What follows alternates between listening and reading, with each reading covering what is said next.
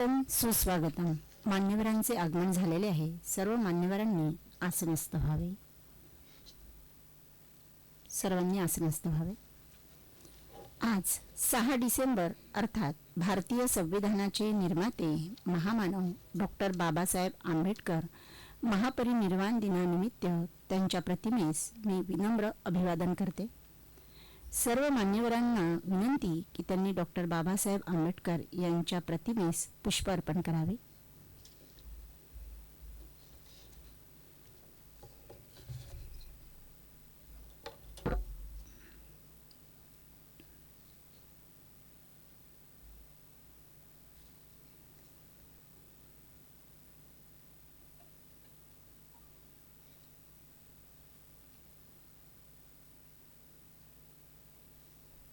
सर्वांनी आसनस्थ व्हावे. भारतीय इतिहासातील स्वातंत्र्यपूर्व आणि स्वातंत्र्योत्तर अशा दुहेरी कालखंडात कायदेतज्ञ, अर्थशास्त्रज्ञ, मानववंशशास्त्रज्ञ, अर्थशास्त्रज्ञ, सक्रिय राजकारणी, पत्रकार, लेखक, लोककल्याणकारी भूमिका, शोषित पीडित वर्गाचे कैवारी, नवयुगाच्या दिशेने वाटचाल करणारे, जागतिक कीर्तीचे विद्वान शिक्षण तज्ञ डॉक्टर बाबासाहेब आंबेडकर यांनी भारतीय राष्ट्रीय एकात्मता अभंग राहिली पाहिजे याकरिता अढळ निष्ठेने सर्वतोपरीचे आपले योगदान दिले. त्यांचे विचार स्वातंत्र्य, समता, बंधुता या त्रयींचा पुरस्कार करणारे, सामाजिकदृष्ट्या आमूलाग्र परिवर्तनाची जाणीव स्पष्ट करून देणारा, मानवी हक्कासंबंधीचा लढाच हातो अशा युगप्रवर्तक विचारवंतास महापरिनिर्वाण दिनानिमित्त अभिवादनार्थ सीपॅन बेरार महाविद्यालय महाल नागपूर द्वारे विशेष अतिथी व्याख्यान आयोजित करण्यात आले आहे. या कार्यक्रमाचा प्रारंभ आपण विद्यापीठ गीताने करणार आहोत. वंदनीय राष्ट्रसंत तुकडोजी महाराज रचित सर्वधर्म समभावाचे प्रतीक असणाऱ्या विद्यापीठ गीताच्या सन्मानार्थ आपण सर्वांनी उभे राहावे.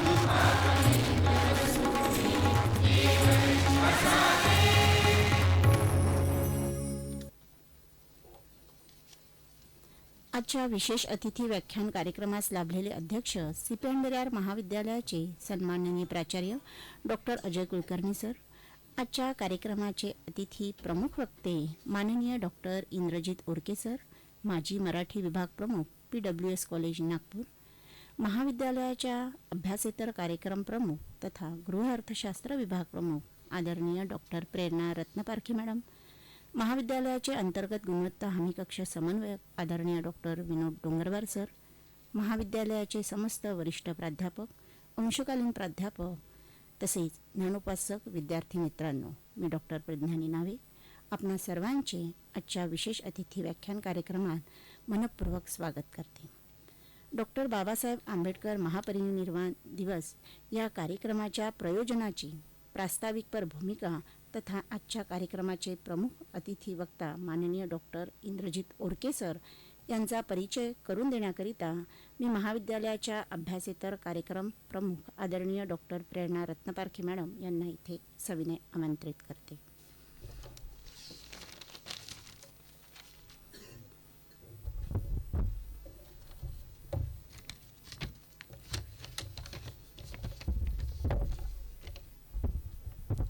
धन्यवाद मॅडम. सर्वप्रथम भारतरत्न डॉक्टर बाबासाहेब आंबेडकर यांच्या 69व्या महापरिनिर्वाण दिवसात मी त्यांना एक भावपूर्ण विनम्र अभिवादन करते.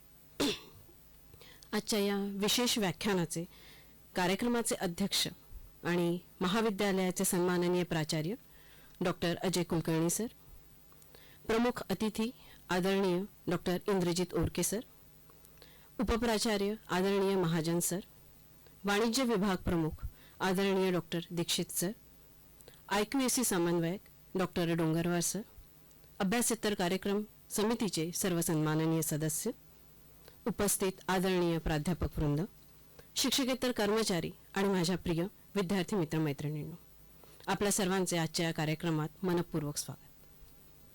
डॉक्टर बाबासाहेब आंबेडकर हे भारतीय घटनेचे शिल्पकार तर आहेतच, त्यासोबतच ते आधुनिक भारताच्या पुनर्रचनेचे एक दूरदर्शी रचयिते पण आहेत.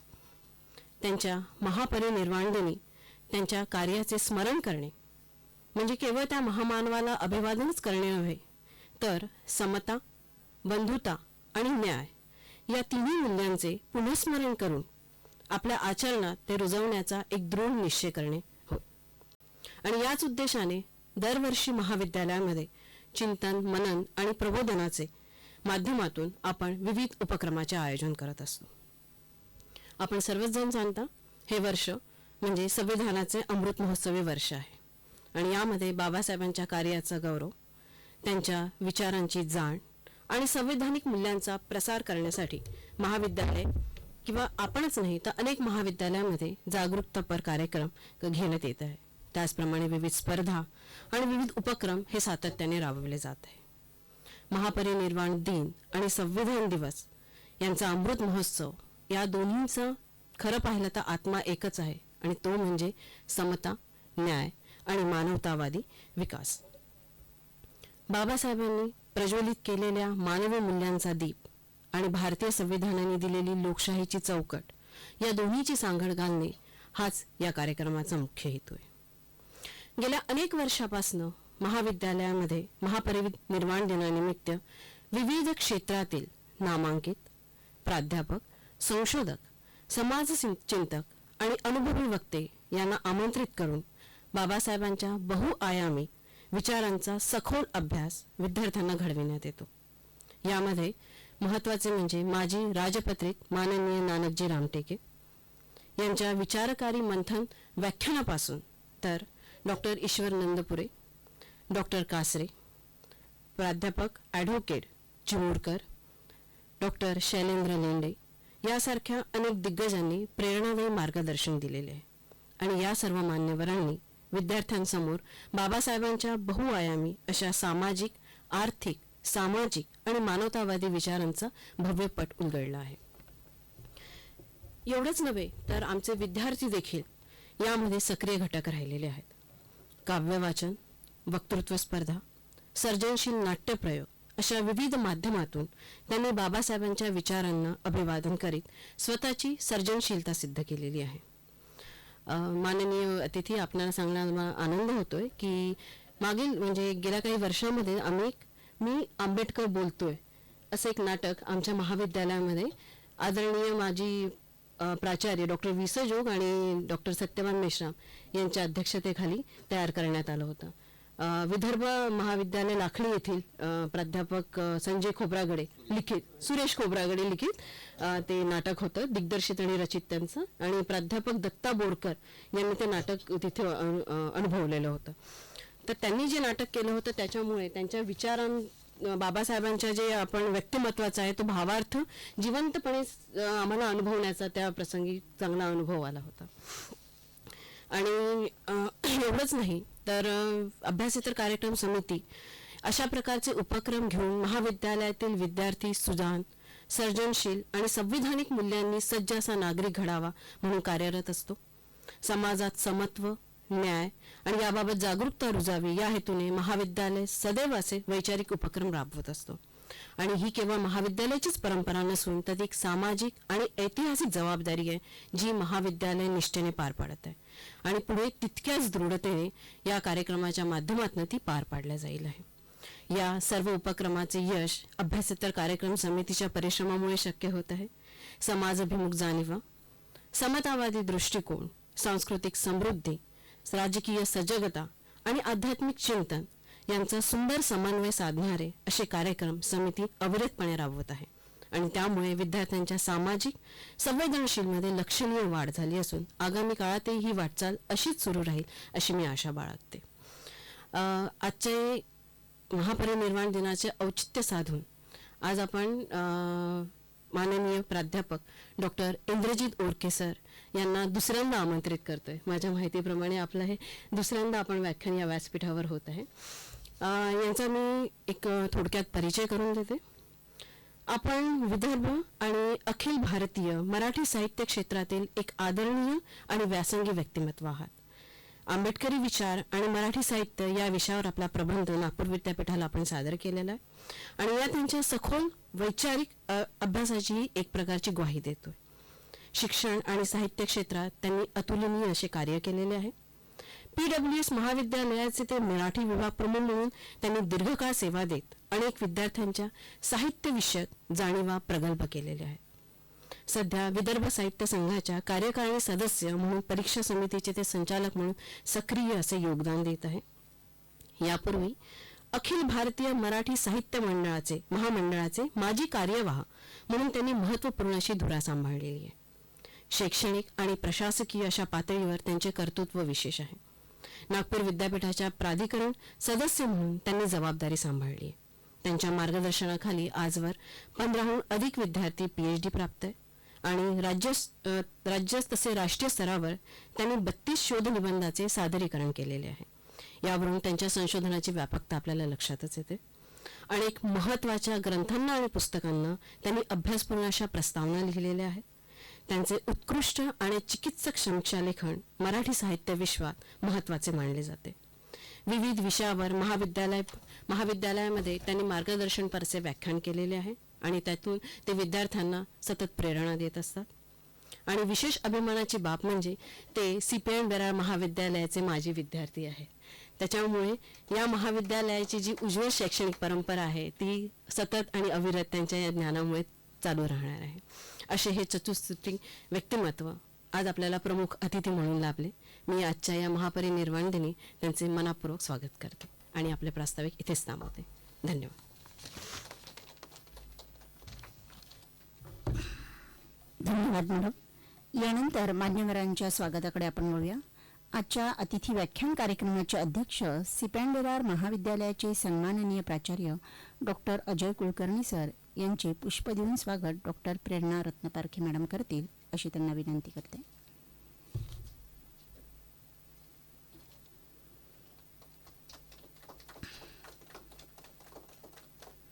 धन्यवाद मॅडम.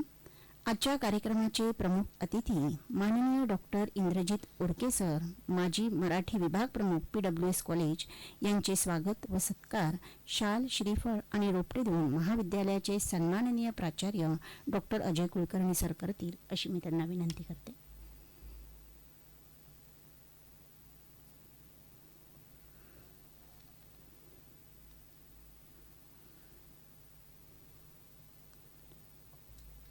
प्राचार्यांच्या हस्ते आजच्या मान्यवर अतिथींचा सत्कार होतो. धन्यवाद सर. महाविद्यालयाच्या अभ्यासेतर कार्यक्रम प्रमुख आदरणीय डॉक्टर प्रेरणा रत्नपारखी मॅडम यांचे स्वागत. वाणिज्य विभाग प्रमुख आदरणीय डॉक्टर चंद्रहास दीक्षित सर पुष्पदेन करतील अशी त्यांना विनंती करते.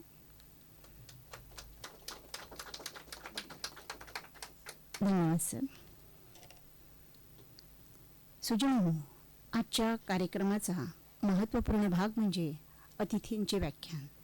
डॉक्टर बाबासाहेब आंबेडकर यांच्या महापरिनिर्वाण दिवसानिमित्त औचित्य साधून आज आपण जे व्याख्यान आयोजित केलेले आहे त्यास लाभलेले आपले प्रमुख वक्ता माननीय डॉक्टर इंद्रजित ओरके सर यांना मी भाष्यपर विचार प्रकट करण्याकरिता इथे सविनय आमंत्रित करते.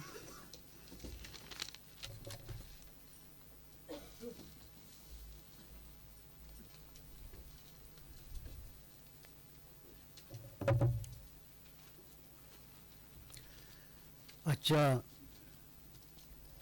महापरिनिर्वाण दिन कार्यक्रमाचे अध्यक्ष माझे मित्र डॉक्टर अजय कुलकर्णी सर, मंचावर उपस्थित रत्ना पारखी मॅडम आणि या व्याख्यानाचे साक्षीदार माझे मित्र दीक्षित सर. मला वाटतं जुनी मंडळी आता फार माझ्या परिचयाची राहिलेली नाही. मेश्राम सरामुळे मला बरंच विकसित होता आलं विद्यापीठ क्षेत्रामध्ये.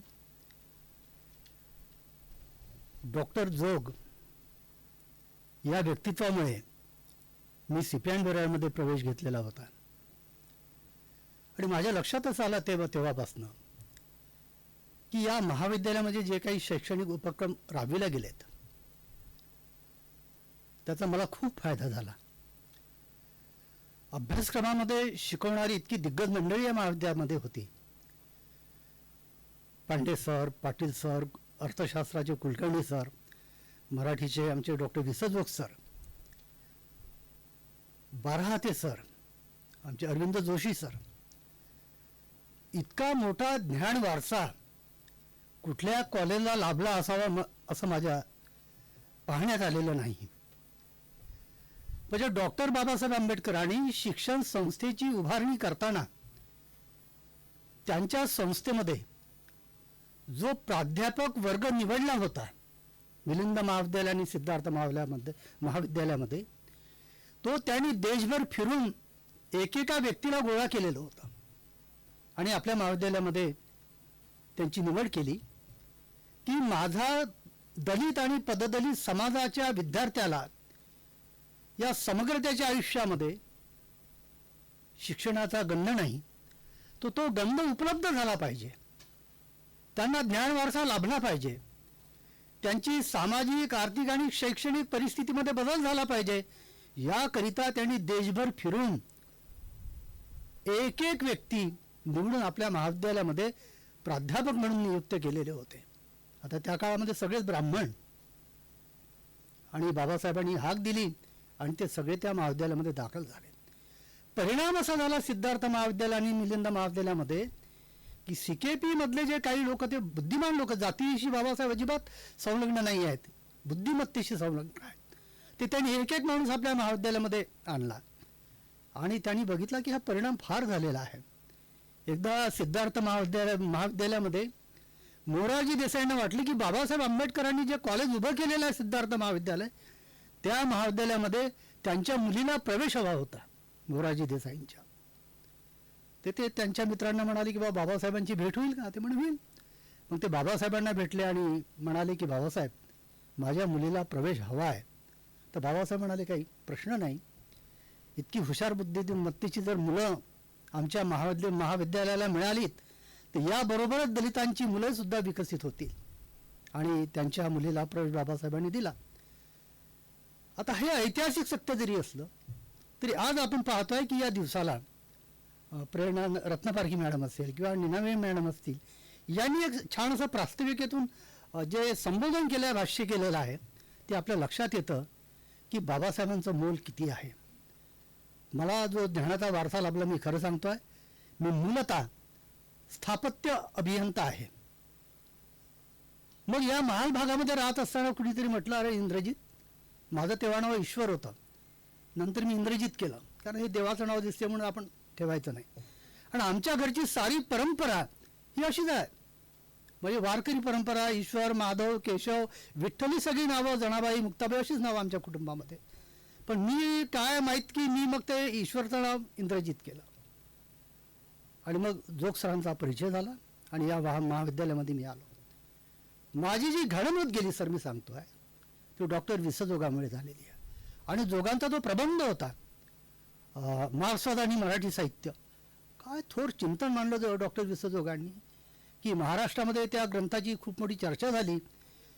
आणि ही चर्चा केवळ कम्युनिझम मांडणाऱ्या लोकांमध्ये नाही, तर संशोधन कसं असावं आणि ते समाज जीवनाला, खालच्या वर्गाला झिरपणार आहे की नाही याचं भान ठेवून डॉक्टर वि स जोगांनी प्रचंड वाचनाने चिंतन केलं आणि त्यातून तो त्यांचा ग्रंथ पुढे आला. मग यशवंत मनोहर सर मला असं म्हणाले, बा तुला PhD करायचं असेल तर आमदार आपले हे होते,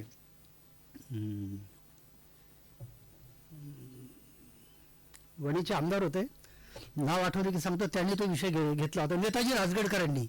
तर ते 15 वर्ष झाले, ते म्हणाले, बाबा इंद्रजित यांनी काही काम केलं नाही, तर म्हणे तो विषय तू घे. मग मी जोग सरांकडे गेलो, म्हटलं सर, अरे म्हणे हे उत्तम होईल, मी मार्क्सवादावरती केला, तू आंबेडकरवादावरती कर.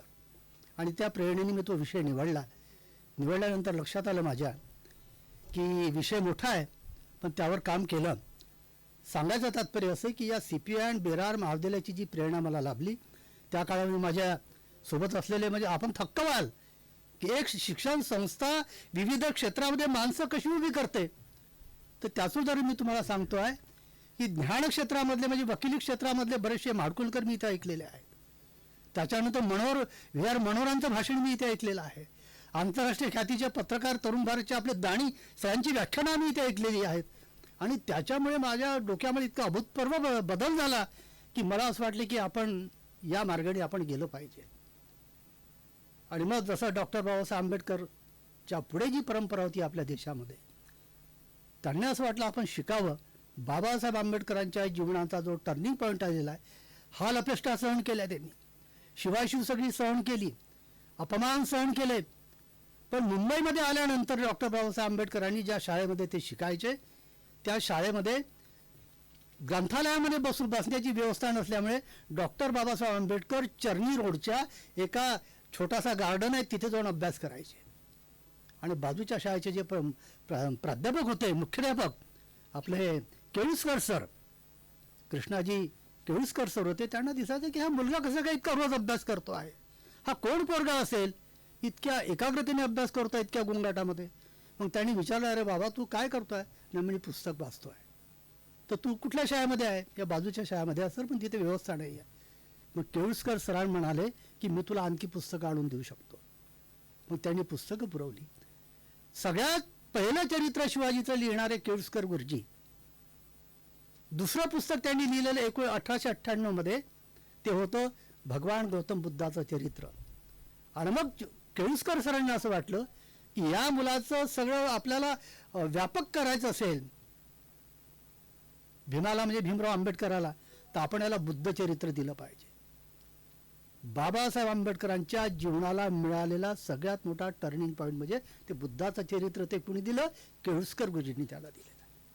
आणि मग बाबासाहेब आंबेडकर 10वी पास होतात आणि 10वी पास झाल्यानंतर त्यांचा सत्कार केळुसकर गुरुजींनी केला मुंबईमध्ये.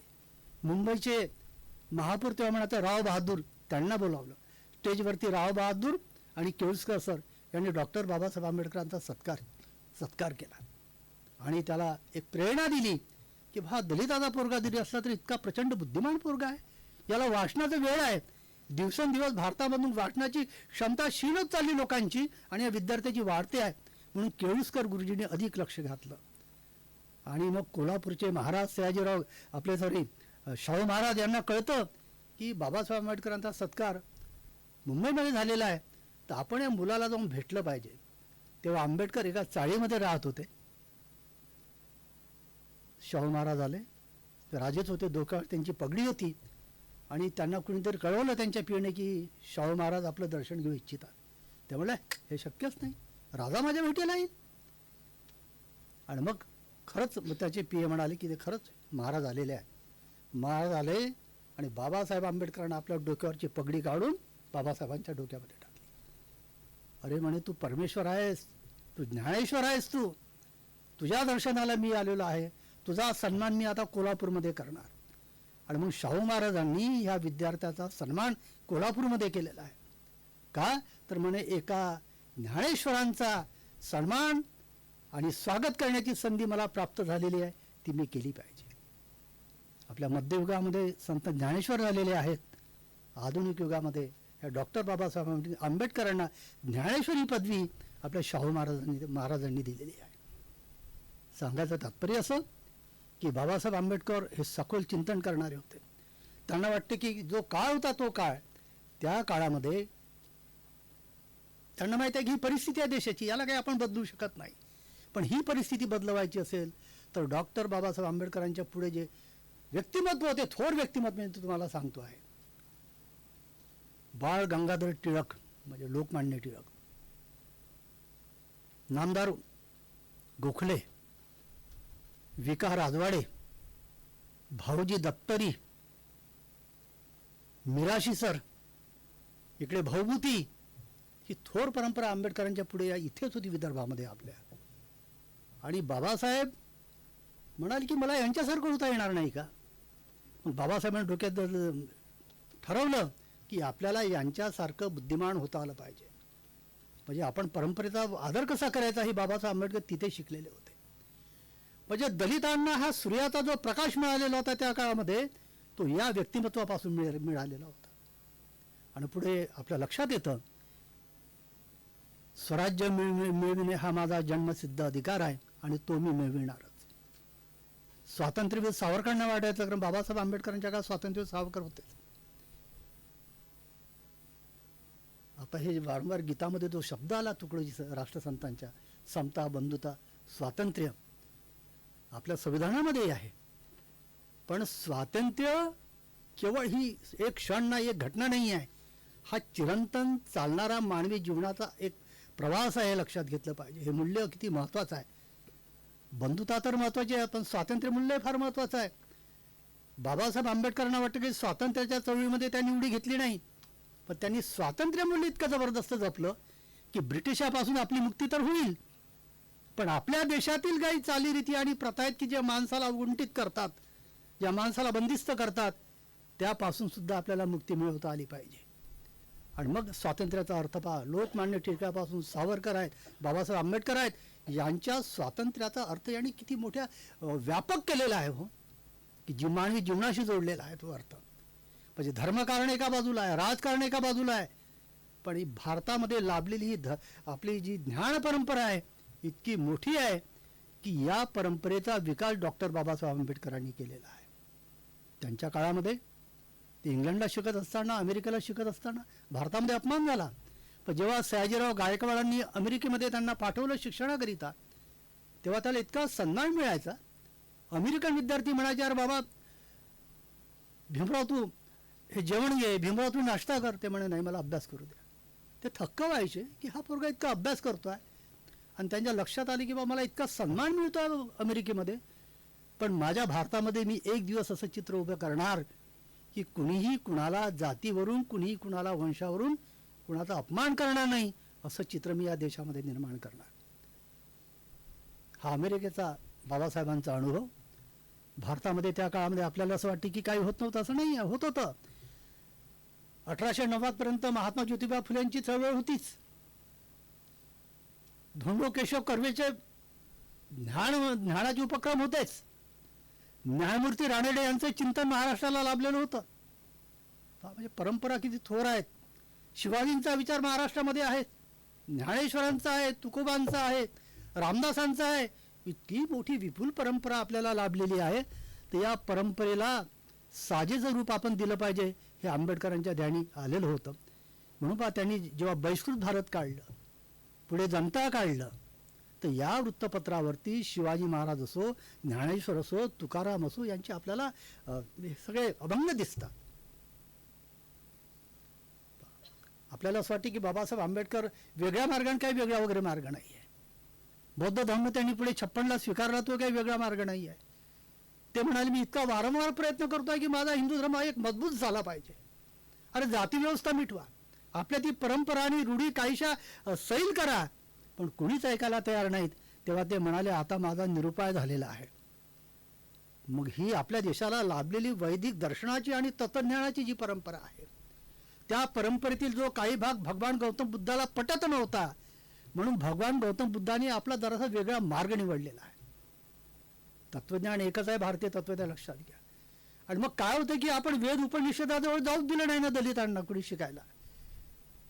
म्हणजे कोकणामध्ये पांडव प्रताप या ग्रंथाचं दलितांनी मिरवणूक काढली, दिंडी काढली त्या ग्रंथाची की आपल्याला शिकता आलं पाहिजे पांडव प्रताप. अहो लोकांनी त्याला विरोध केला, ग्रंथ फेकून दिला आणि ते म्हणाले की या ग्रंथाला तुम्हाला शिवण्याचा अधिकार नाही. तेव्हा बाबासाहेब आंबेडकर मोठे विचलित झाले, यार आपण इतके या ग्रंथाची, आपल्या सांस्कृतिक ग्रंथाची आपण सेवा करतो आहे, घरोघरी पोहोचवत आहे, पण त्याला सुद्धा स्पर्श करण्याचा आपल्याला अधिकार नाही आहे. हे बाबासाहेबांनी ओळखलं की चला असू द्यावं की ही माणसं ज्ञानी नसून ही अंधकारामध्ये डुबलेली माणसं आहेत प्रथा आणि परंपरेच्या. हे बाबासाहेबांनी ओळखलं आणि त्यांनी तुम्ही किती विरोध केला तरी ते म्हणाले की मला तुम्ही संघर्ष जरी माझ्याशी केला तरी मी माझी उपक्रम मी माझा थांबवणार नाही, मी सतत चालू राहणार. आणि मग याचा परिणाम आपल्या लक्षात असं येतं की त्याही काळामध्ये भारताची चिंतनाची थोर परंपरा आहे ती इंग्लंडला गेल्यानंतर त्यांच्या लक्षात आलं की त्या काळामध्ये जाती व्यवस्थेची निर्मिती कशी झाली. या ग्रंथावरती अनेक जागतिक लेखकांनी विचार व्यक्त केलेले आहेत. सर रिस्ले होते, सेनार्थ होते आणि त्या काळामध्ये भारतामध्ये प्रचंड असं लेखन करणारा विद्वान होता, तो म्हणजे डॉक्टर श्रीधर व्यंकटेश केतकर.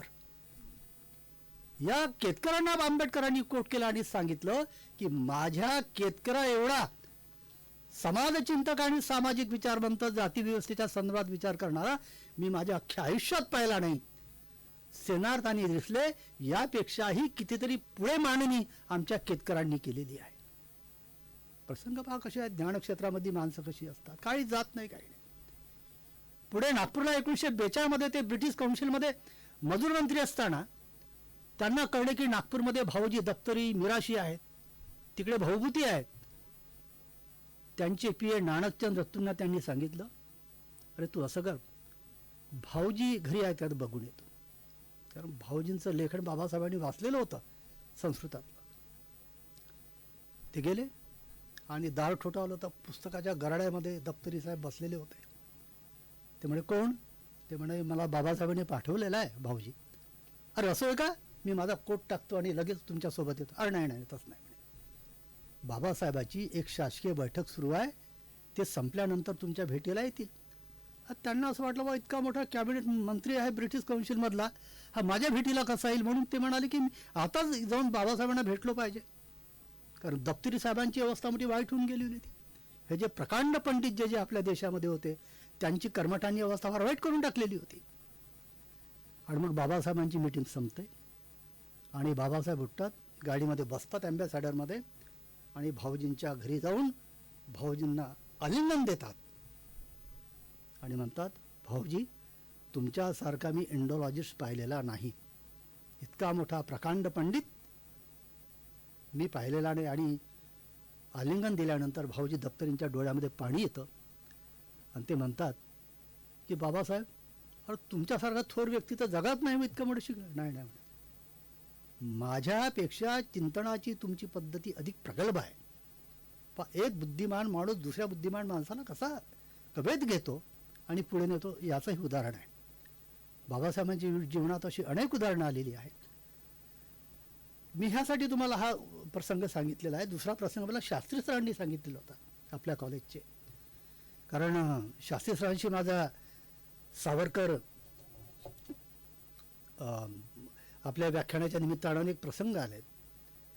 तर शास्त्री सरांनी मला एक उदाहरण दिलं होतं की म्हणे इंद्रजित देशमुख अँड कंपनी जी मुंबईमध्ये होती ते बाबासाहेब आंबेडकरांच्या अभ्यासाचं आणि पुस्तकाचं एकमेव दुकान. बाबासाहेब गेले त्या दुकानामध्ये रात्री 8 वाजता आणि ते पुस्तक चाळता चाळता इतके मग्न झाले की रात्रीचे 10 वाजले. ब्रिटिशांचा काळ होता. पोलीस इन्स्पेक्टर आले, म्हणाले काय कोण आहे? बाबा म्हणे तुम्हीच बघा. आता दुकानदार म्हणाला की हे बाबासाहेब बसलेले आहे, दुकान बंद नाही. 11 वाजले, 12 वाजले. कमिशनरनी फोन केला इन्स्पेक्टरला. साहेब म्हणे मी काय करू, तुम्ही या इथे बघा, हे बाबासाहेब बसलेले आहे दुकानामध्ये. दुसऱ्या दिवसाची सकाळ झाली, 8 वाजले, तेव्हा नाणकचंद रत्तू घरी जाऊन परत आलेले होते. ते त्यांना म्हणाले, अरे तू घरी गेला नाहीस का रत्तू? अरे बाबासाहेब दिवस उजाडला, दुसरा दिवस आला आणि तुम्ही बसलेलेच आहात. ध्येय वेडा माणूस काय, तो अभ्यास करणारा माणूस कसा असतो वेडा, त्याचं उदाहरण मला शास्त्री सरांनी दिलेलं होतं. तर बाबासाहेब आंबेडकरांचा हा जो विचार आहे, ज्ञानाला विकसित करणारा विचार, तो विचार खूप पुढे गेल्याचं आपल्या लक्षात येत आहे. राजकीय क्षेत्रामध्ये बाबासाहेबांना अपयश जरी आलं, पण ज्ञान क्षेत्रामध्ये बाबासाहेब आंबेडकरांचं खूप मोठं काम आहे. अंधारलेल्या जगाचा कुठलाही कोपरा असेल, या वर्तमानामध्ये आफ्रिकेतला काळा असेल, अजून काही ट्राईब्स असतील जगामधल्या, आज आपल्या लक्षात येतं की या ज्ञान संपदेनं जगाचा एक एक कोपरा उजाळून गेलेला आहे. बहुभूती नाटकं लिहायचे तेव्हा लोक चेष्टा करायचे आणि त्यांनी आपली चिंता व्यक्त केलेली होती, अरे मी नाटकं लिहितो, मी लेखन करतो, पण माझा समाज मला मान्यता देत नाही. तेव्हा बाबासाहेब आंबेडकरांनी लेखनामध्ये बहुभूतींना कोट केलेला आहे. बहुभूती जसं बोलत होते तसेच बाबासाहेब बोलले आणि म्हणाले, अरे या विश्वाच्या कुठल्या ना कुठल्या कोपऱ्यामध्ये, माझ्या देशात जरी मला सन्मान मिळालेला नाही तरी विश्वाच्या कुठल्या ना कुठल्या कोपऱ्यामध्ये असा एखादी विद्यार्थी निर्माण होईल की जे माझं लेखन वाचत असेल. बहुभूतीची ही इच्छा, बाबासाहेबांची इच्छा आज म्हणजे जग आज आंबेडकरांना विसरत नाही. का स्वीकारत आहे?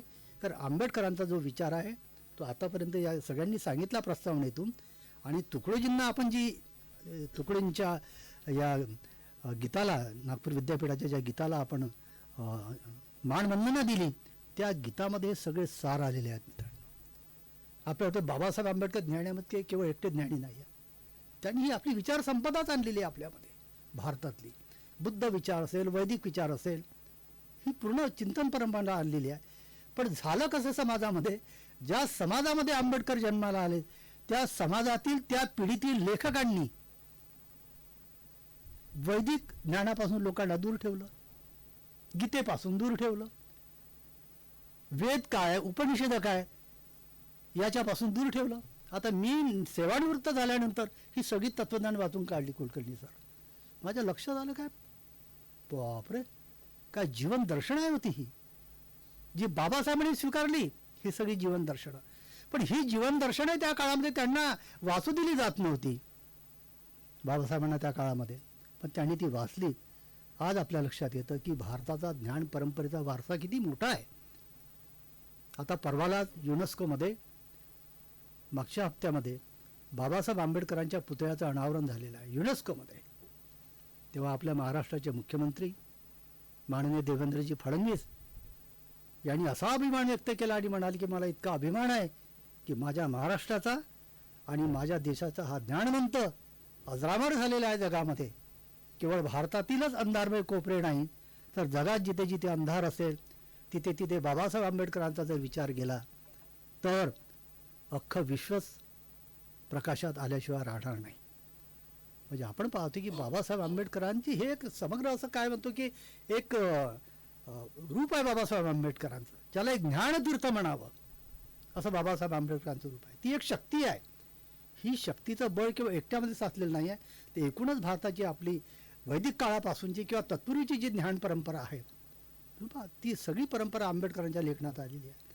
त्यांनी लढे दिले हे खरंच आहे, गांधीशी त्यांचा विसंवाद झाला हेही खरंच आहे, संघर्ष झाला हेही खरंच आहे, पण अख्खे गांधी आंबेडकरांच्या चिंतनाने बदलत गेलेले आहेत.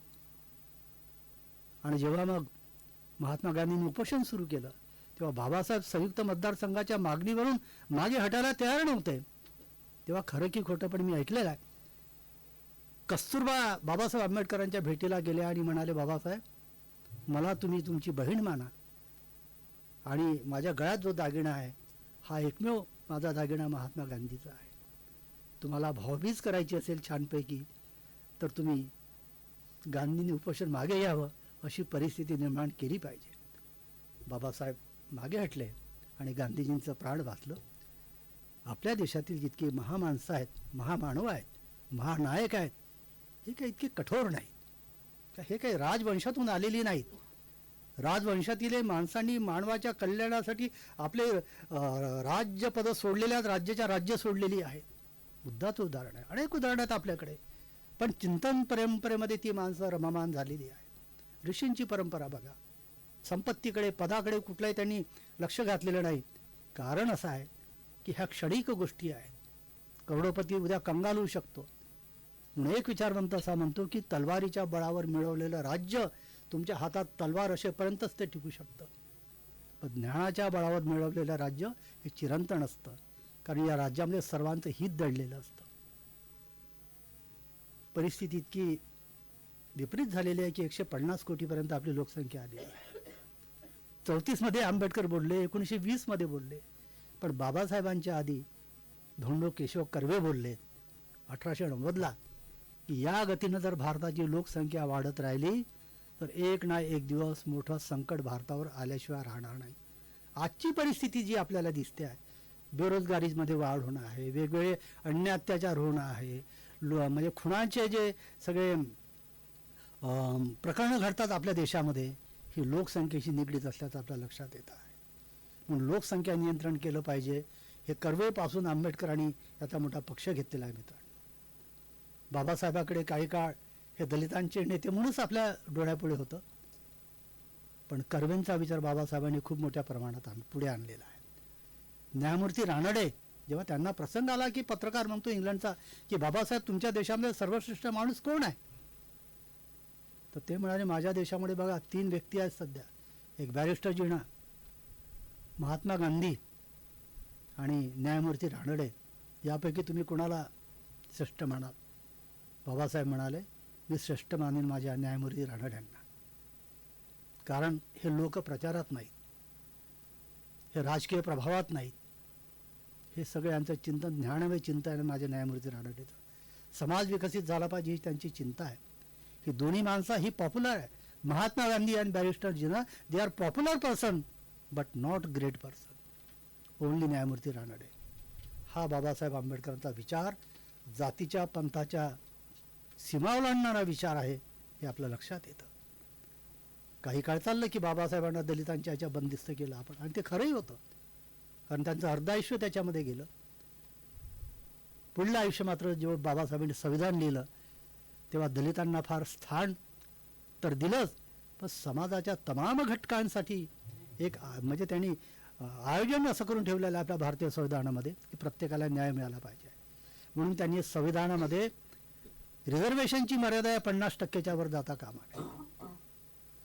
त्याच्यामध्ये ओपनची माणसं 50 मध्ये आली पाहिजेत.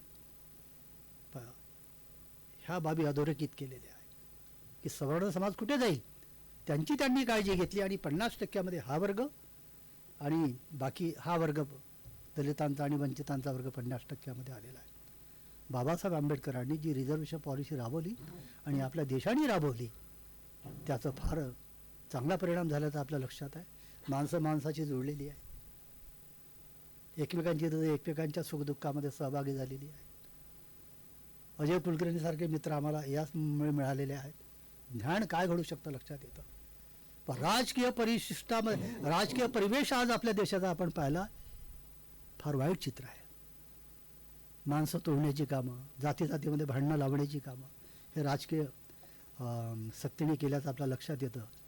पण आपली जी ज्ञान परंपरा आहे या ज्ञान परंपरेने म्हटलं सगळंच माणसं जपल्याचं लक्षात येत आहे. मी तर इतकं अफाट वाचन केलेलं आहे पाश्चात्य तत्वज्ञानाच्या इतिहासापासून हे सरदेसाई, तर मला सगळी माणसं इतकी थोर वाटली आपल्या देशामध्ये. प्रचंड बुद्धिमत्तेची माणसं आपल्या देशामध्ये आहे. म्हणून आपल्यावर जी जरासं झापड आहे ते आपण हटवलं पाहिजे. आणि हे सगळं ज्ञान आंबेडकरांच्या रूपाने आपल्याला मिळालेलं आहे. राष्ट्रसंत तुकडोजी महाराज भजन काय सांगताय. किती छान प्रस्तावना आहे ही तुकडोजी महाराजांनी केलेली. भारताच्या संविधानाची मूल्य किती अप्रतिम आहेत की जगाला लाजवणारी ही सगळी मूल्य आहेत. म्हणून बाबासाहेब आंबेडकर हा एक ज्ञानस्रोत आपल्या देशामध्ये विकसित झाला, त्याची फळं आपल्याला मिळालेली आहेत. जाता जाता एक नाव सुटलं माझं, सयाजीराव गायकवाडांचं. मी वडोद्याला गेलो तेव्हा सयाजीराव गायकवाडांच्या सून आहेत शुभांगिनी देवी राजे, मी यांच्याशी जवळपास 5-6 महिने संपर्क केलेला आहे. वडोद्याला साहित्य संमेलन असताना मी कार्यरत होतो मराठी महामंडळाचा, तर ती संधी मला मिळाली आणि त्याच्यावरती बाबा भांडांनी 14 की 15 ग्रंथ लेखन केलेलं आहे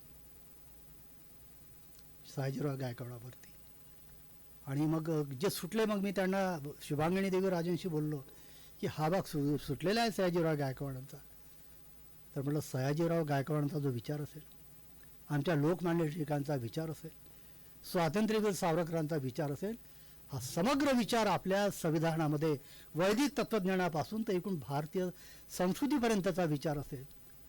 लोक म्हणते बाबासाहेबांनी हिंदू धर्माच्या संस्कृती, नाही, अजिबात नाही. त्यांनी अभिव्यक्ती स्वातंत्र्य दिलेलं आहे, धर्म स्वातंत्र्य दिलेलं आहे, आपल्या उपासना पद्धतीचं स्वातंत्र्य आपल्याला दिलेलं आहे. ही एकूण कॉन्स्टिट्यूशनल समिती जी होती आपली, त्याने हे सगळंच अधोरेखित केलं आहे, कोणीही कोणाच्या विरोधामध्ये नाही आहे. आणि मग बाबासाहेब आंबेडकर संविधान निर्मितीचं काम घेतल्यानंतर ते म्हणाले की आता माझ्याकडे राष्ट्र निर्मितीचं काम चालून आलेलं आहे, तर या कामामध्ये मी स्वतःला गुंतवून घेतो. दलितांनी आपले प्रश्न कशा पद्धतीनं सोडवायचे ते ज्ञानाच्या बळावर आपण सोडवलं पाहिजे, एकसंध राहिलो पाहिजे आणि या परिस्थितीचा आपण सामना केला पाहिजे. उपस्थितांनो, मी एक आपल्याला सांगू इच्छितो, 25 वर्षापूर्वी ज्या ज्या समस्या आपल्यापुढे उभ्या राहायच्या तेव्हा आपण मोर्चे काढायचो, समाज एकसंध व्हायचा. पण चळवळी करून आता तुमचे प्रश्न सुटू शकत नाहीत, कारण संविधानामध्ये व्यक्ती स्वातंत्र्य हा शब्द आलेला आहे, समाज स्वातंत्र्य नाही.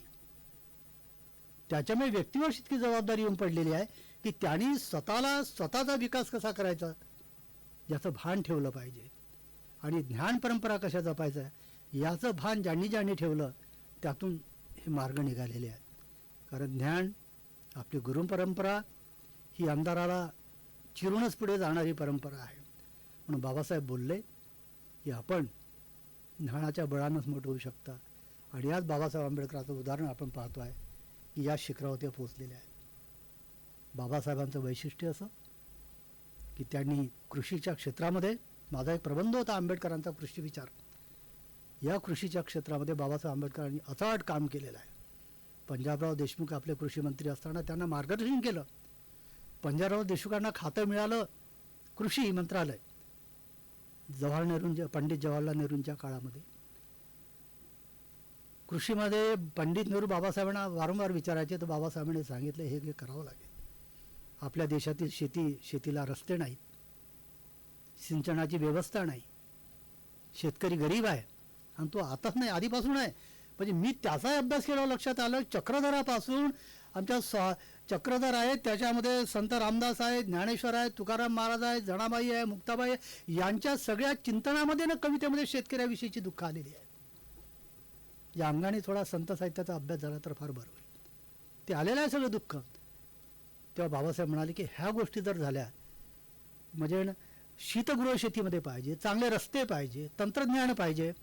आणि मला वाटतं 2 वर्षापूर्वी आपल्या देशाचे पंतप्रधान आदरणीय नरेंद्रजी मोदी यांनी ह्या सगळ्या बाबी अधोरेखित केलेल्या आहेत.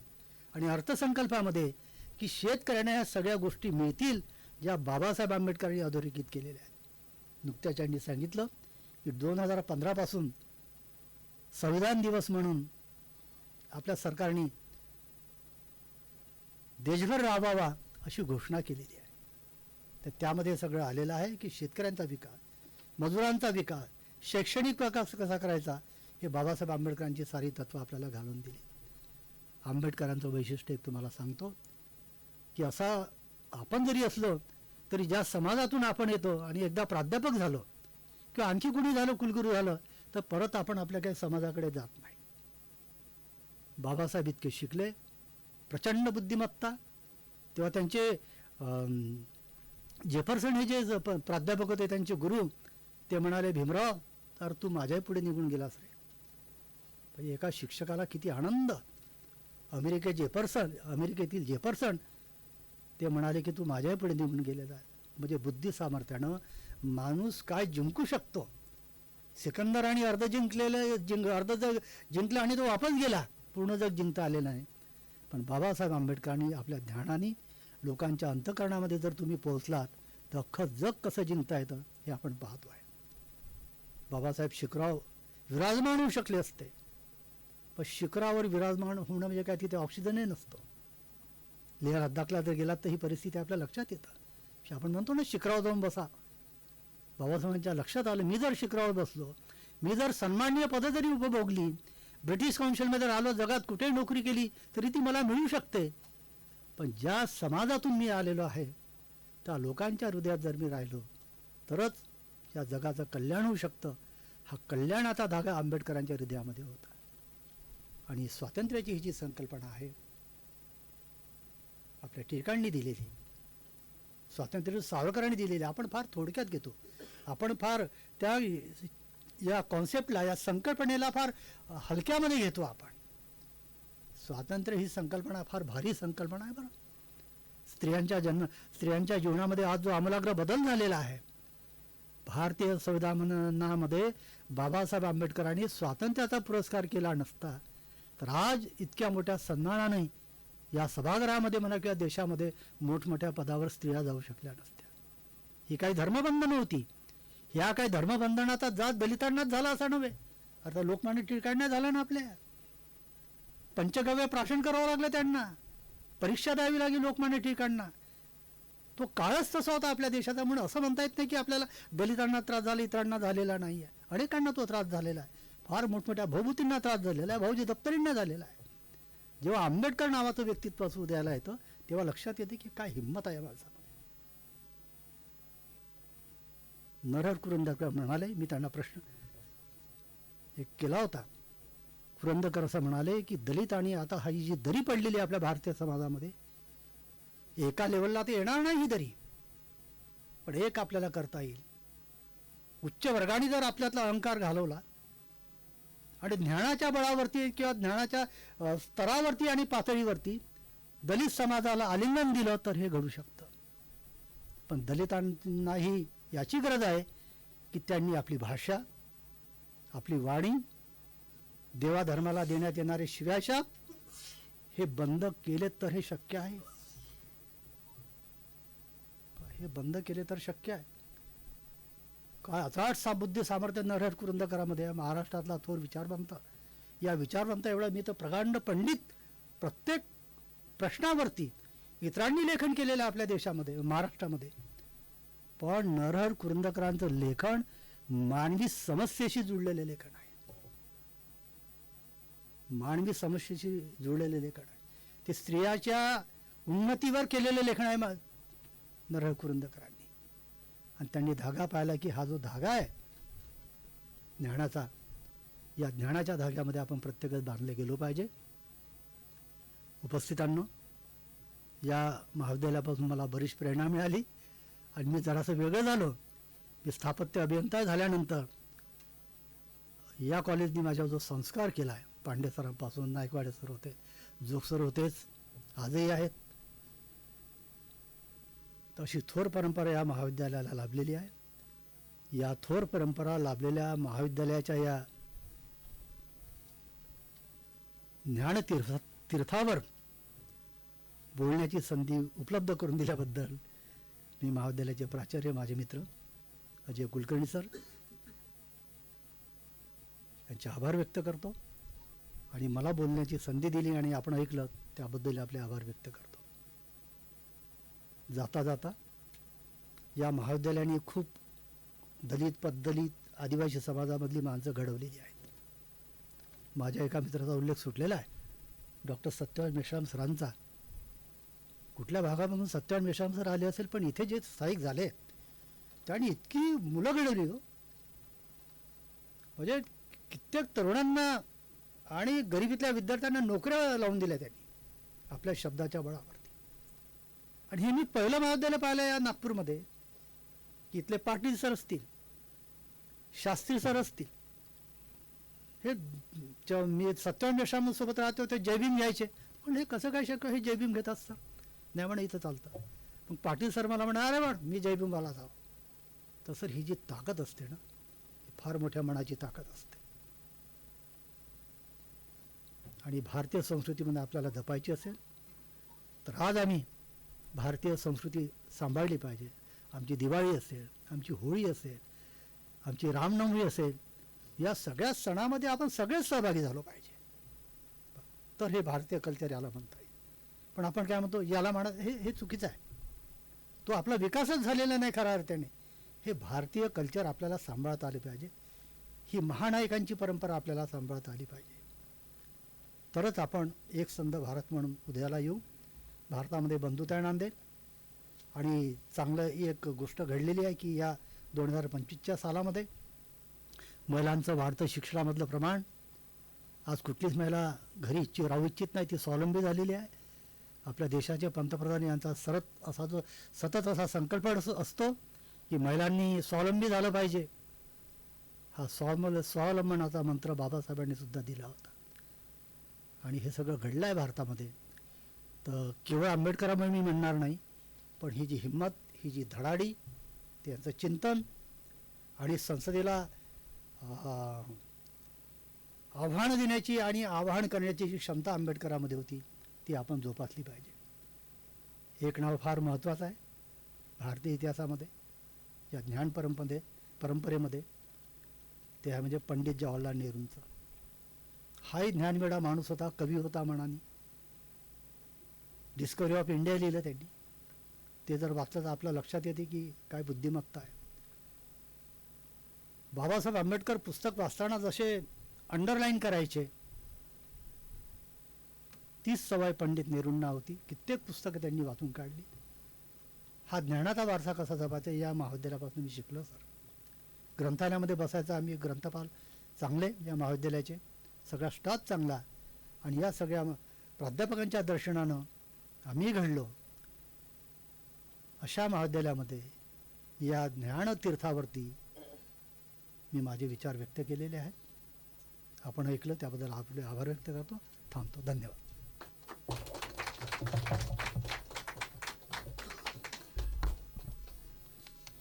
भारतीय विचारवंतांची परंपरा जोपासणारे, अंधारलेल्या जगाचा कोणताही कोपरा ज्ञानाच्या आधारे उजळून काढणारे डॉक्टर बाबासाहेब आंबेडकर अर्थात ज्ञानतीर्थरूपच, या विचारांचं सतत आपण स्मरण करीत असता मला प्रबोधनाचा पूर्वरंग रिंगारे महाराष्ट्रातील विचारवंत डॉक्टर गंबा सरदार यांच्या काही वक्तव्याचा उल्लेख इथे करावासा वाटतो. डॉक्टर बाबासाहेब आंबेडकरांनी कष्टाने विद्या मिळवली आणि केवळ पदवी घेण्यापुरता त्यांचा विद्येशी संबंध नव्हता. ते मुळात प्रकांड पंडित होते. अनेक विषयावर केलेले लिखाण व त्यांची भाषणे याचीही साक्षच देतात. कोणतेही विधान पुराव्याशिवाय न करता ते त्याचा भर युक्तिवादाशी जोडत स्वतःच्या मतावर, विचारावर आणि निष्ठेने ह्या सगळ्यांचा ते अंमलात केलेला विचार सर्वांपुढे सादर करत. अर्थात महाराष्ट्रातील आपल्याला या विचारवंताच्या विचारांच्या माध्यमातून हा प्रबोधनाचा रंग पुनश्च उजळलेला दिसून येतो. याबद्दल धन्यवाद सर. यानंतर कार्यक्रमाचा अंतिम टप्पा अर्थात अध्यक्षीय मनोगत मी महाविद्यालयाचे सन्माननीय प्राचार्य आदरणीय डॉक्टर अजय कुलकर्णी सर यांना अध्यक्षीय मनोगताकरिता इथे सविनय आमंत्रित करते.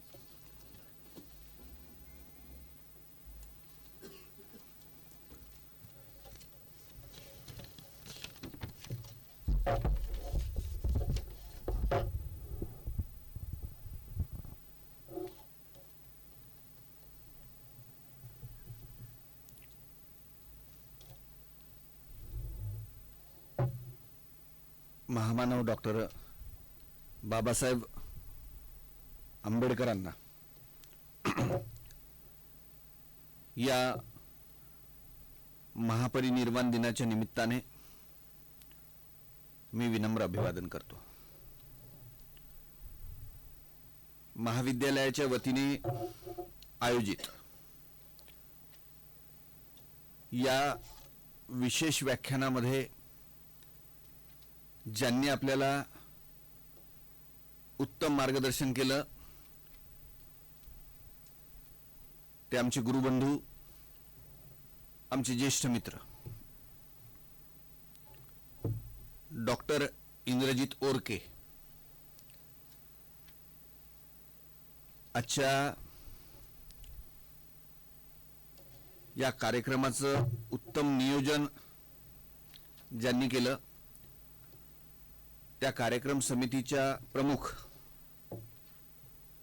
डॉक्टर प्रेरणा रत्नपारखी, उपस्थित प्राध्यापक आणि विद्यार्थी मित्र, डॉक्टर बाबासाहेब आंबेडकर यांचं कार्य विविध क्षेत्रात, म्हणजे ज्या ज्या क्षेत्रामध्ये बाबासाहेबांनी विचार व्यक्त केले, अभ्यास केला, त्यातील तो कदाचित अंतिम शब्द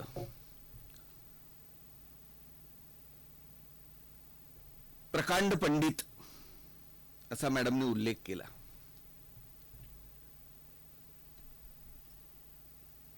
माझ्या वाचनात असं आहे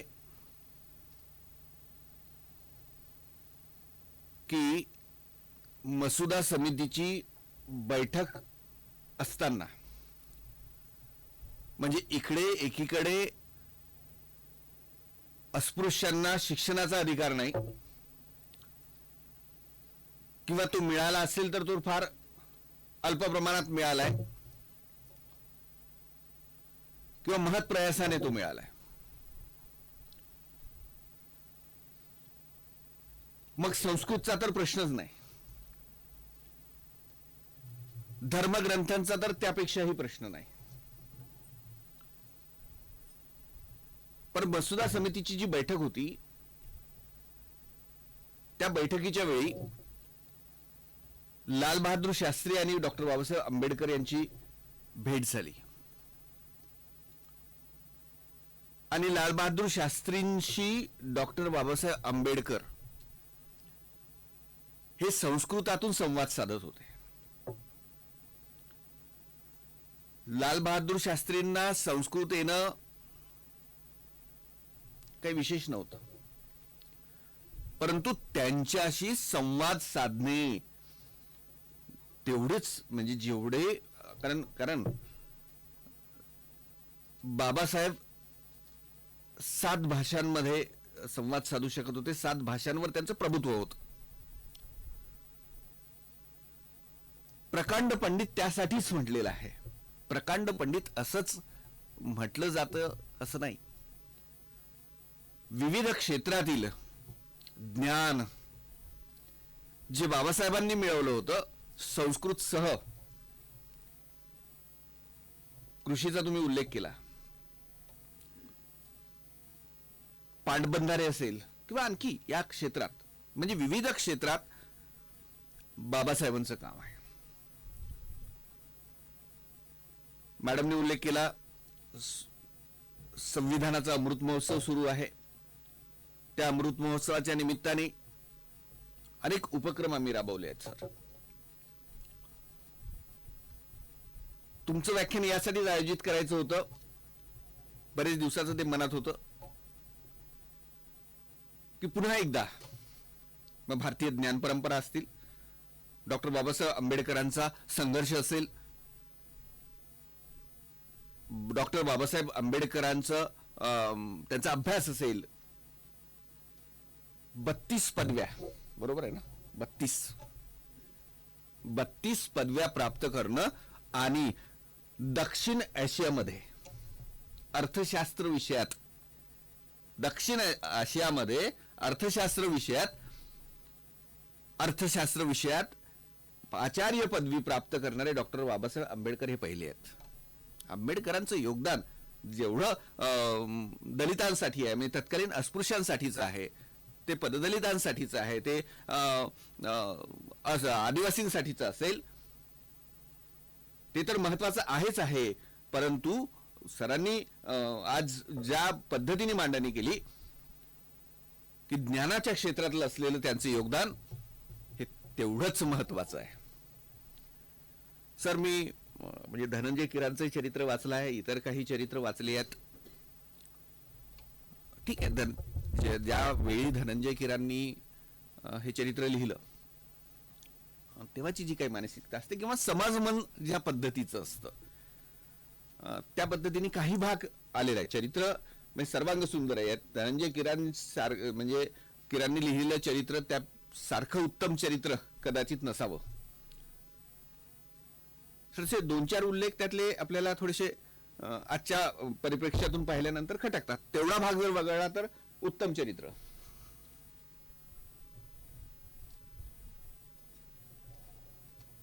हे झालं चरित्राचं. असं म्हणतात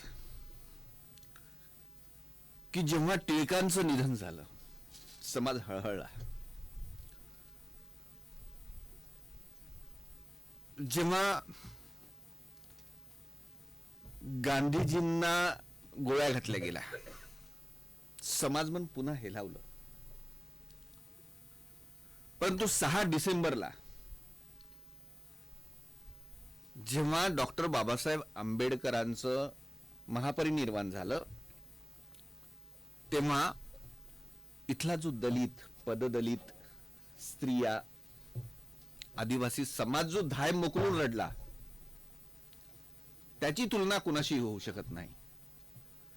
याचं कारण जनावरासारखी असलेली अवस्था मनुष्य म्हणजे सर, एका गोष्टीचा मी आज निश्चितपणेच उल्लेख करेल की 14 ऑक्टोबर 1956 आणि 6 डिसेंबर 1956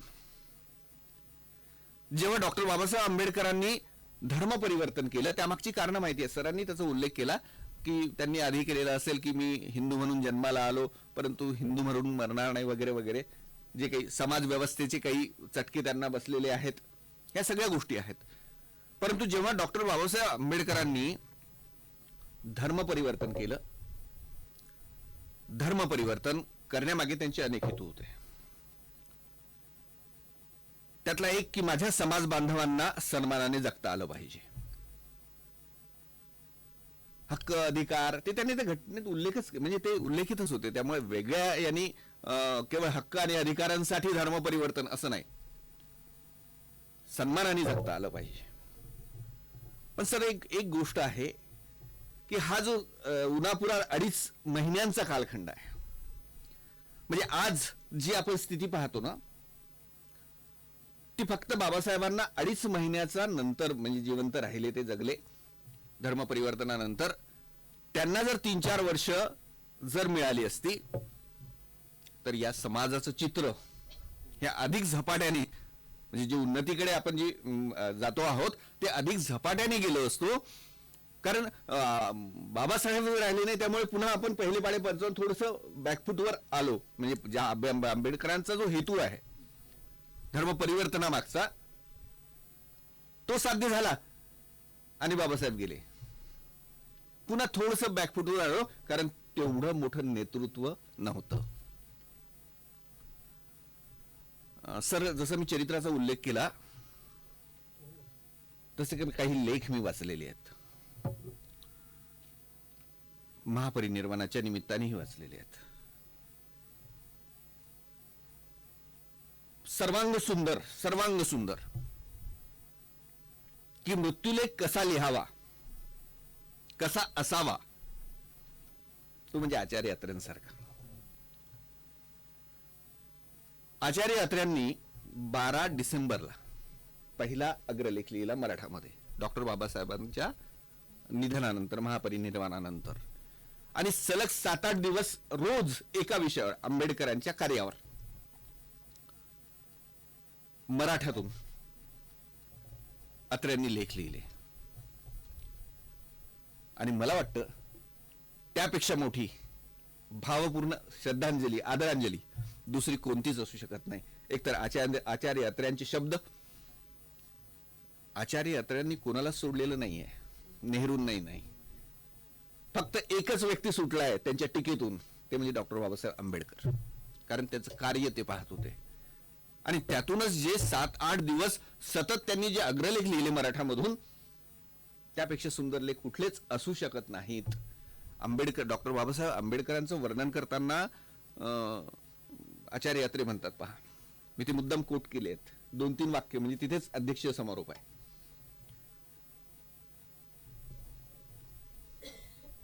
की 7 कोटी अस्पृश्यांना जो अमानुष छळ केला गेला त्यांचा, त्याला समाजाकडून मिळालेले आंबेडकर हे बिनतोड आणि बंडखोर उत्तर होते.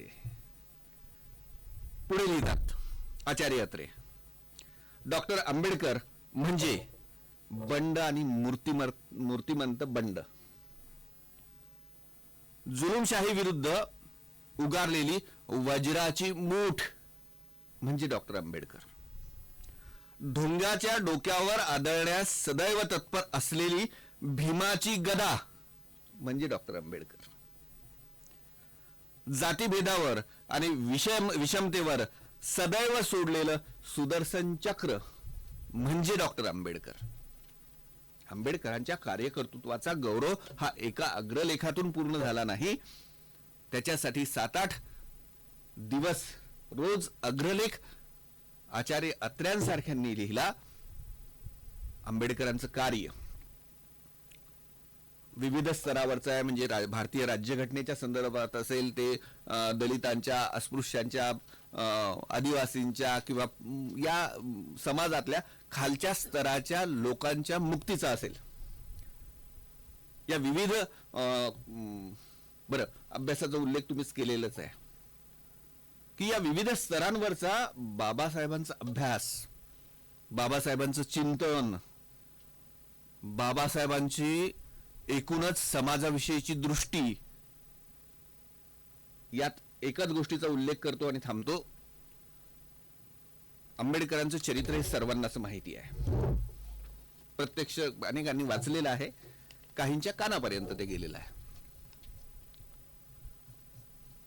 काय हाल भोगले आहेत, मग ते जातीय प्रथेच्या परंपरेमुळे असेल, ते धर्माच्या काही गोष्टीमुळे असेल, या सगळं काही कारण जी काही असतील, परंतु प्रचंड हाल सोसावे लागलेले आहेत. परंतु डॉक्टर बाबासाहेब आंबेडकरांच्या लेखनात प्रतिबिंबित झालेलं नाही त्या संदर्भातलं कुठलंही द्वेष, की या समाजाने मला किंवा माझ्या समाजाला असं छळलंय, ह्या लोकांनी मला असं छळलंय, चणे खावे लोखंडाचे तेव्हा ब्रह्मपदी नाचे. तुम्ही उल्लेख केला संत ज्ञानेश्वरांपासून, मग आपण जे परंपरा पाहिल्या की इथे संतांचा, महंतांचा, समाजाचं नेतृत्व, समाजाला योग्य दिशेने नेणाऱ्याचा छळच झालेला आहे. मग तो ज्ञानाच्या क्षेत्रात असू द्या, तर सामाजिक क्षेत्रातला असू द्या, कुठलाही असू द्या. त्यामुळे भारतीय राज्यघटनेचं ज्या पद्धतीने ती मांडणी करत असताना कुठल्याच समाजाविषयी, कुठल्याच व्यक्तीविषयी असूया आपल्याला दिसत नाही. त्यातून त्याचं वाईट प्रतिबिंब कुठलेच उमटलेलं दिसत नाही. या समाजाविषयी त्यांनी केलेला एक सम्यक विचार, सर्वांना दिलेली समान संधी, हीच बाबासाहेबांच्या खऱ्या कर्तृत्वाची या समाजाला देण आहे. काय शिकावं त्यातून, म्हणजे आजच्या या महापरिनिर्वाण दिनाच्या निमित्ताने असेल, काय ज्या घटना घडल्या असतील, परंपरा असतील, हाल सोसावे लागले असतील, परंतु जेव्हा काही आपण समाजासाठी करण्याची वेळ येते, तर त्या सगळ्या गोष्टी बाजूला सारून समाजाचा सकारात्मक विचार करणं. म्हणूनच संत ज्ञानेश्वर असू द्यात, तुकाराम महाराज असू द्यात, किंवा अलीकडच्या काळात जो तुम्ही उल्लेख केला आधुनिक काळातले ज्ञानेश्वर, डॉक्टर बाबासाहेब आंबेडकर असू द्यात, किंवा आपल्या याच्यातले असे अनेक महापुरुष की त्यांच्यातून ते प्रतिबिंबित होत नाही. आणि डॉक्टर बाबासाहेब आंबेडकरांच्या लेखणीतून आणि राज्यघटनेतून हे कुठेच असं प्रतिबिंबित झालेलं नाही. कारण हा समाज माझा आहे, हा देश माझा आहे आणि या देशाचा, म्हणूनच तर बाबासाहेबांनी अखंड भारताचा पुरस्कार केला होता. त्यामागचं कारणच ते होतं. यापेक्षा आणखी काय राष्ट्रभक्ती असू शकते. या अखंड भारताचा पुरस्कार बाबासाहेबांनी केला आणि मला वाटतं की ह्या सगळ्या गोष्टींची उजळणी आणि त्यातून एक एक अंश जरी आपण शिकलो तरी आजच्या या महापरिनिर्वाण दिनाच्या निमित्ताने बाबासाहेबांना खरी आदरांजली ठरेल. सर, आपण आलात म्हणजे नुसता आम्ही तुम्हाला विचारलं की सर तुम्हाला यायचं आहे आणि आज व्याख्यान द्यायचं आहे, तर क्षणाचाही विलंब न करता तुम्ही होकार दिला आणि उत्तम असं मार्गदर्शन केलं. त्याबद्दल महाविद्यालयाच्या वतीने धन्यवाद.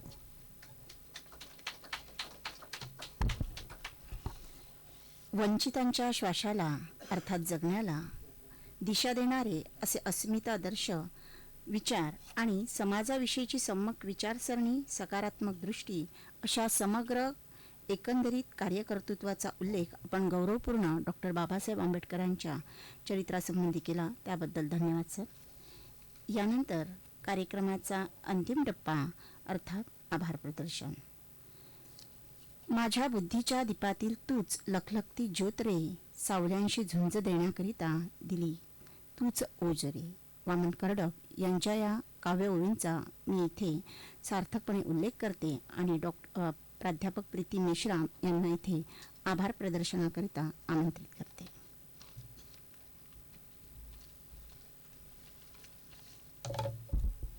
धन्यवाद मॅडम. सर्वप्रथम आज ज्यांचा स्मृती दिन आहे ते महामानव डॉक्टर बाबासाहेब आंबेडकर यांच्या कार्याला अभिवादन करते. तसेच व्यासपीठावर उपस्थित आजचे प्रमुख पाहुणे तसेच आजचे प्रमुख वक्ते आदरणीय डॉक्टर इंद्रजित ओडके सर, माजी मराठी विभाग प्रमुख PWS कॉलेज यांनी आपल्या CPN बिरार महाविद्यालयात त्यांची जळणघळण कशा पद्धतीने झाली त्याबद्दल त्यांनी जी कृतज्ञता व्यक्त केली, आपल्या महाविद्यालयाचा जो गौरव केला, तसेच त्यांनी महामानवाच्या कार्यांचा जो उजाळा त्यांनी त्यांच्या शब्दांतून आपल्या समोर मांडला, तसेच महामानवाचे कार्य त्यांनी किती अखंड होते, सम्यक विचार प्रणालीचे होते हे मांडले. याबद्दल मी आपले आदरणीय डॉक्टर इंद्रजित ओडके सर यांचे मनपूर्वक आभार मानते. त्यानंतर आपल्या महाविद्यालयाचे प्राचार्य तसेच कार्यक्रमाचे अध्यक्ष आदरणीय डॉक्टर कुलकर्णी सर यांनी सुद्धा आपल्या शब्दांतून किंवा आपल्या विचार मंथनातून बाबासाहेबांचे कार्य आहे त्यांनी उत्कृष्ट पद्धतीने समजावून सांगितलेले आहेत. त्याबद्दल सरांचे सुद्धा आभार मानते. त्यानंतर कार्यक्रमाचे प्रास्ताविक ज्यांनी केले त्या आदरणीय डॉक्टर प्रेरणा रत्नपारखी मॅडम यांचे सुद्धा आभार मानते. तसेच IQSC coordinator doctor Dongarwar sir त्यांचे सुद्धा आभार मानते. तसेच कार्यक्रमाला उपस्थित असलेले सर्व वरिष्ठ प्राध्यापक, अंशकालीन प्राध्यापक वर्ग तसेच विद्यार्थी मित्र यांचे सुद्धा मी आभार व्यक्त करते. आणि ज्यांनी कार्यक्रमाची धुरा सांभाळली, संचालन केले अशा अंशकालीन प्राध्यापिका डॉक्टर प्रज्ञा निनावे मॅडम यांचे सुद्धा आभार मानते. आणि परत एकदा महामानवांच्या स्मृतीला अभिवादन करून कार्यक्रम संपला असं जाहीर करते. यानंतर कार्यक्रमाचा समारोप आपण राष्ट्रगीताने करूया. कृपया सर्वांनी स्वस्थानी उभे राहावे.